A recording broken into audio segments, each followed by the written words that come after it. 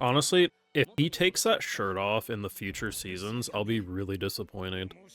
I think High Cry has been an added addition that we just can't lose out on going forward, you know? Oh yeah, you gotta kill them. I forgot that's how you turn back.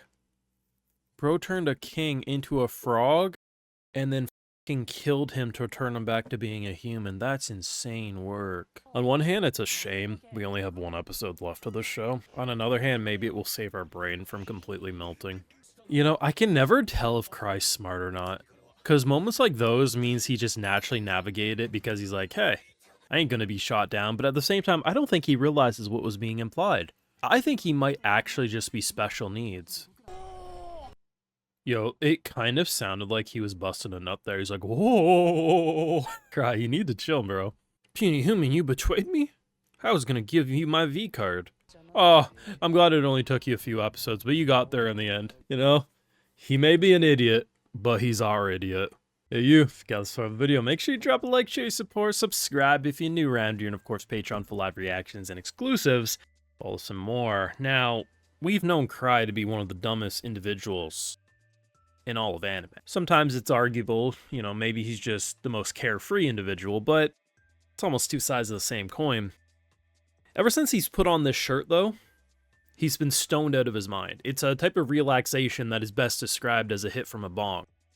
And the man has not been sober since leaving home. And the amount of terrorism he involved himself in this arc, and how it all crashed around him. The terrorists now think, because he acknowledges that I didn't have anything to do with this, so the terrorists are realizing that they made a mistake. The king's basically looking at him as a terrorist. Everyone kind of hates him in this moment. And how does he deal with it? The shirt glows and he goes, ah, sticky predicament.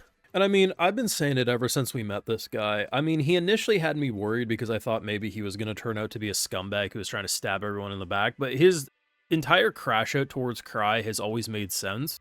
Because Krai is a deeply unserious person, and, you know, you'd want your head knight to be a very serious person because you got to keep the king safe. But watching this poor man, not only early in the episode get turned into a frog, which basically has Krai kill the king, because to stop them from being frogs, you have to squish them. This man, we have one episode left, right? We have one episode left of Let This Grieving Soul Retire. And I think we have as much of a chance as this king right here giving our boy a plot of land and a pat on the back as we do with him somehow being exiled and we start the next season with them on the road. And he's like, it's all right. Shirt glows. Puff, puff, pass. Bro, he might actually be brain dead. Sometimes I think it's just because he's too relaxed or maybe he just doesn't think things through. But he truly thought he did this. And when the others start talking to him through like their little communicator, he doesn't realize that they probably were the ones doing the transformation magic.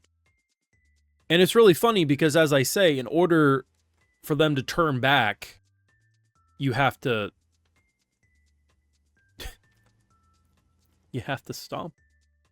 I forget when it was like midway through the season where we see this happen. One has to suspect not only did he did it to the poor elf girl, he did this to everyone in that room. He flattened royalty to save them. Most likely, what ends up happening, this dumb son of a bitch saves the day, gets rewarded, the knight hates him even more, and somehow it all turns up Krai. And we've all had our theories. I've seen people think that he has hidden stats that are lucky, maybe some god gave him a bonus. I'm of the belief that he has about 13 rabbit's foot stuck up his ass. And that's where his luck comes from. Maybe it makes him chronically constipated, but you know what? Who am I to say it ain't working? But this has been one of the dumbest fucking shows in some time. And I think overall, the first half of this season, maybe even the first 3/4 of the season, functioned as Grieving Soul would. So I didn't really think it was better or worse than the first core. But this arc in particular has completely changed my tune to the point that I think this is objectively a better season than the first.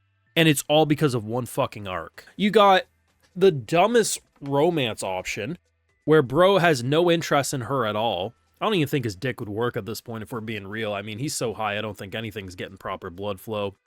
But when cult members pop up, they're like, ah, yes, master, we're leave you alone.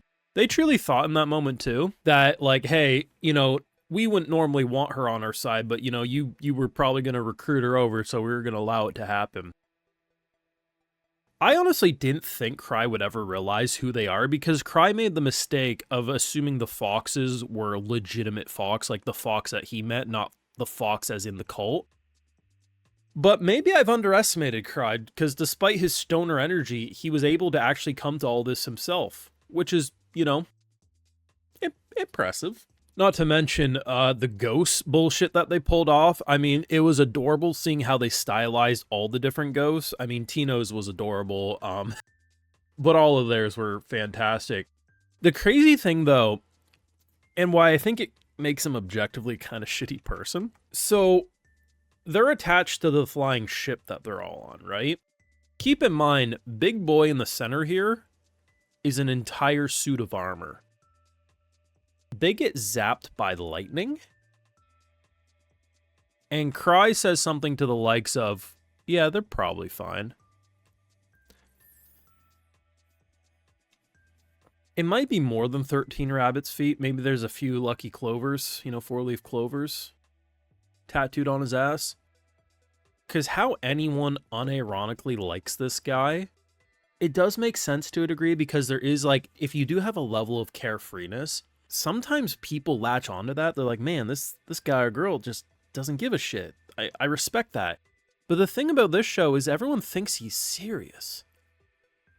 I hope we get up to season fucking 10 of this show, because I'm fully convinced the author has not even scratched the surface of the dumbass bullshit that Krai can pull off. And to be honest, the fact that I'm leaving its second to last episode, for now anyway, not knowing if Krai's going to be exiled or rewarded, is probably the best possible turn of events we could have asked for this dumb fuck. I love me Grieving Soul, though. I'll never get sick of this shit. I still wish I could see characters like Kazuma or Sid interact with him, but a man can always dream. Let me know your thoughts down below. Drop a like, show your support, subscribe if you're new around here, and of course those serious, because I'd love to know what people think is going to happen here. If you don't know the source material, and Patreon is where you'll catch my full live reactions, all some more if you also want to help fund the channel, which is why I love to give video shoutouts to my patrons and make these videos possible. So today we got Lorena Frazier, Moose, Daniel, Marcus Rugerts, Elias Cortez, Jose Rafflecaster, Sar, and we also have Azurl, so I appreciate the support. Please take care, and have a good one.